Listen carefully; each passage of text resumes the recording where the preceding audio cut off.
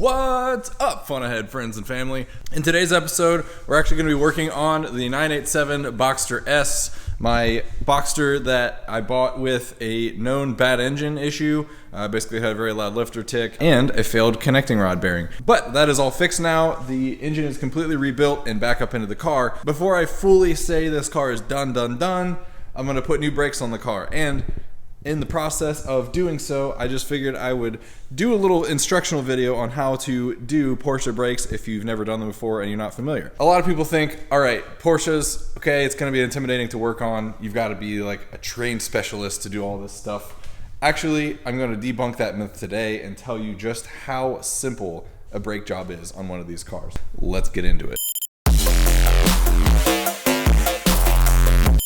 All right, so here is the overall setup of the brakes. Basically, this same brake setup went into the 996, went into the 997, 986, 987. Anyway, fronts are directional. You can see that the drilled holes do have a direction. This is specifically for the brake cooling ducts to be optimized. The right front and left front part numbers are technically different. They have different directions to the cross drill flow.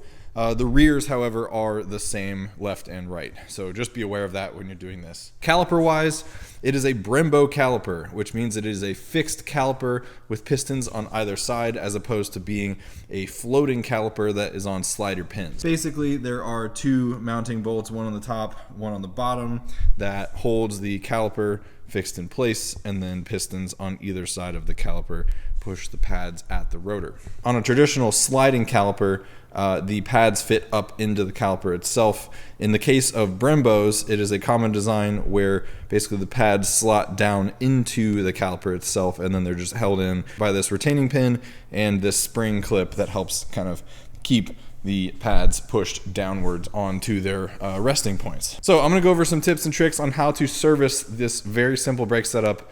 It applies to all four corners, and that way you guys can service the brakes on your own car and not have to spend a ton of money taking your car to an independent specialist or a Porsche dealership for this relatively simple job. It will blow your mind how few tools you actually need for this job.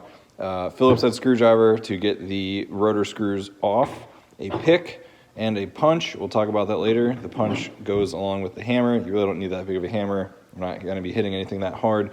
A 255 Torx for the caliper bolts, some caliper lube, a little bit of brake clean, always good to have that on hand. And then this is the hardware kit for the calipers. I like to replace this stuff whenever I do this job, just to have fresh hardware in there. Same in this case, these are the caliper bolts. I like to replace those as well. Of course, we also have our new brake pads. This is actually the old hardware kit. We'll talk about that more in detail in a second here. Basically, Techstar changed their pad design, so the old caliper hardware kit does not apply anymore. Anyway, and then we've got our rotors in the other room. All right, now getting right into it, let's go ahead and take the pads out of the caliper. A little cotter pin that holds the overall locking pin in place. So I'm just going to use a pick and take that out. I like to use one that has a little bit of a curve to it so that it can hold the pin a little bit better. I don't want it shooting across the shop, even though we are going to be replacing this, so I guess it really doesn't matter. Next up, we're going to be using that punch I mentioned, basically just to push this punch out. This is a 1/4 inch punch. It's about the biggest you want to use. Basically anything up to this size is okay. And once it gets to about this point, you can go ahead and work it out by hand, but then just be sure to hold the spring. Okay, boom, that's it. And then there is this very small hole that you can see in this pin. I like to keep that vertical, straight up and down, so just be aware of that for when you go to reinstall it. I did actually forget to mention one tool that we will need. That is a caliper spreader. So I have this right here that I use to, it's just a ratcheting one, pretty nice. This actually fits nicely down in between the pads and just pushes them apart. And you need this, of course, because your old pads have more wear than what the new pads do, so you need to push the caliper pistons out to allow for the new pads to fit in. Okay, with the caliper spread apart, we can literally just pull out our old pads. So I mentioned there is a difference in the hardware spring for the pads, and this is actually the old design. You can see that these damping weights are much larger on the new design. Old spring can fit down in between them. When you're installing it, you need to compress it, and it is literally right up against the weights and will not compress anymore. So the old spring is no good for this setup, and that's why the newer spring, which is much narrower, it needs to be installed and can nicely sit down in between the two weights. Just a heads up, when you go to do this job, if you do order the OEM style pads, it does come with the newer weight setup, and you will not be able to utilize the old caliper springs. All right, now next up, I'm gonna go ahead and pop off the caliper.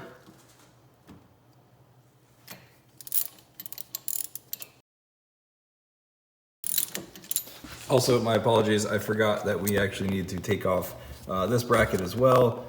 Just a little 10mm bolt. It's the mounting point for this side of the soft line here.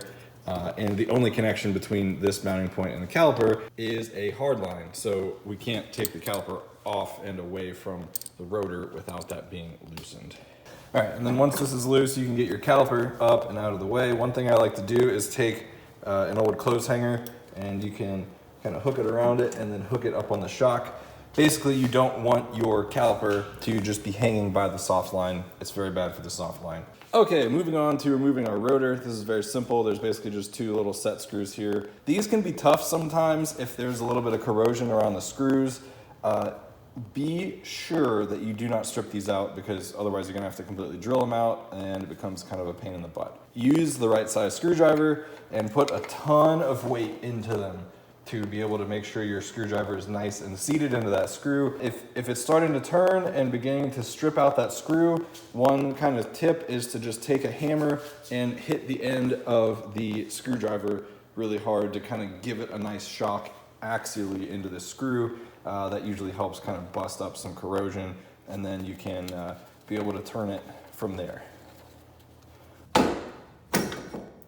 Sometimes you gotta hit it, kind of bust open some corrosion that might be happening between the hub and the rotor. All right, now it's time to do a little bit of cleaning. I like to take some brake cleaning.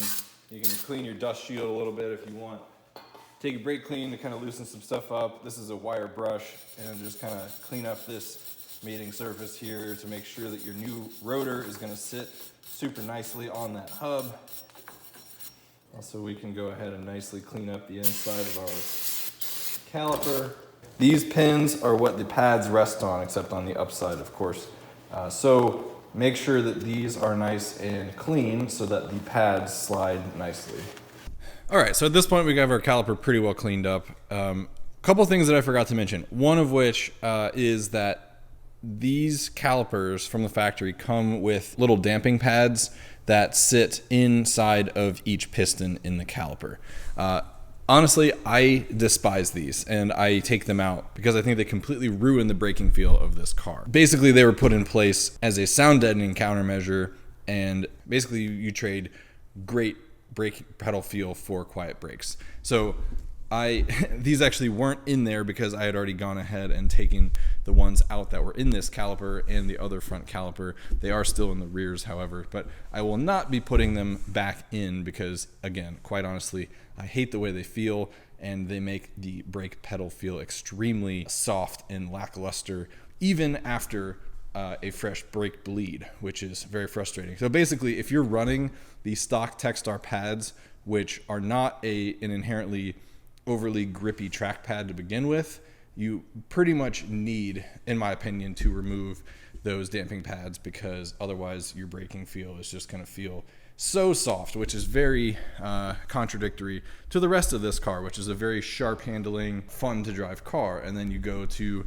brake into a corner and you lose all confidence in the car. So that's just my feeling. Of course, if you want to run a fully OEM setup, you will need to put these pads back in. Okay, minor rant aside, time to go back together with our new rotor. Okay, so just note that your two set screw holes are right there. Actually, sorry, pause. Before putting our rotor back on, I'm gonna take a little bit of aluminum anti-seize and just coat the threads, just a little bit of these set screws. Okay.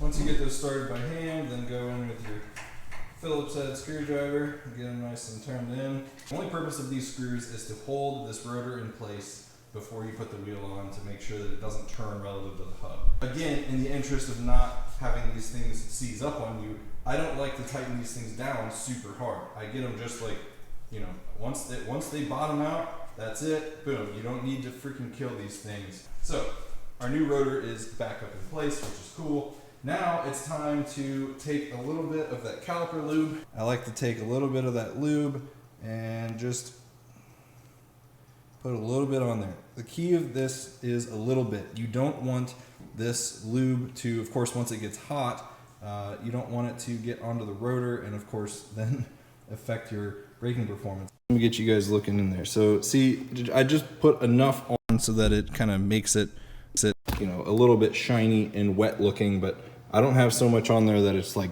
globs of it on there. That'll honestly be enough to keep it, you know, keep the pad moving happily over time.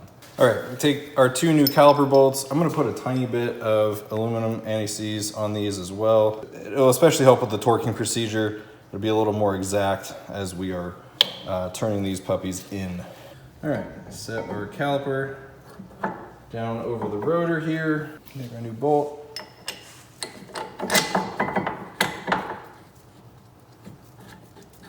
Okay, and then these just have a torque spec of 85 Newton meters, which is obviously pretty high, but as you might expect, it's your freaking brakes. I like to go up a little bit, not so much in specific torque stages, but I like to kind of turn down each bolt little by little and kind of work it up into its overall torque. Okay, maybe now I'll go up to torque. Okay, going back together with the new pads. And make sure all of your surfaces are clean underneath.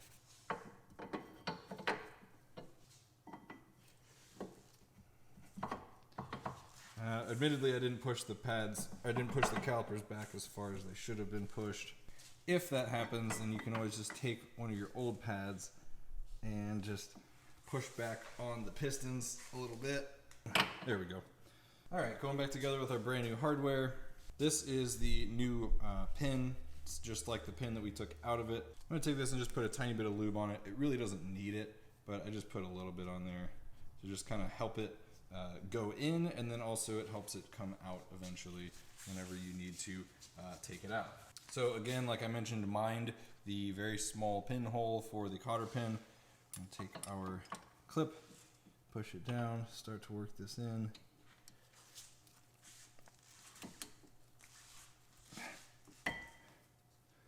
Pins facing straight up. And of course, if you get the hole kind of turned a little bit, you can always just take a set of like needle nose pliers and turn it. And of course, speaking of needle nose, these new pins tend to be pretty stiff. So just take a set of needle nose and insert it. Okay, well, that is how you do a brake job on a Porsche 987, 997, 996, 986, all the above. Now, of course, from here, if you do have the pad wear sensor that goes in here, installation is the opposite of removal. Very simple, nothing crazy to pay attention to there. And of course, if your pad wear sensors did get worn into and you got a notification on your dash saying that your brakes need changed, that means one of your pad wear sensors did get broken by the rotor itself. Obviously, replace that if need be. Oh, also, of course, don't forget to put the screw back in place that holds the brake line bracket in place. Alrighty, now once you get the brakes all finished up, it's time to get that beautiful car out of the garage. Go find a road that's nice and quiet that you can safely do a lot of hard stops and then get those brakes nice and bedded in. You have my full permission to get those brakes smoking. Then park it, let the brakes completely cool down, and then they will be good to go. Aside from that, that is how to do brakes on one of these cars. If you guys have any more questions, please feel free to drop them in the comments below, and I will do my best to answer them in a timely fashion. If you like this video, please hit that like button and send it to someone else who you think might like it as well. Thank you so much for tuning in to FunAhead TV. You guys are the best as always, and I will see you all in the next episode.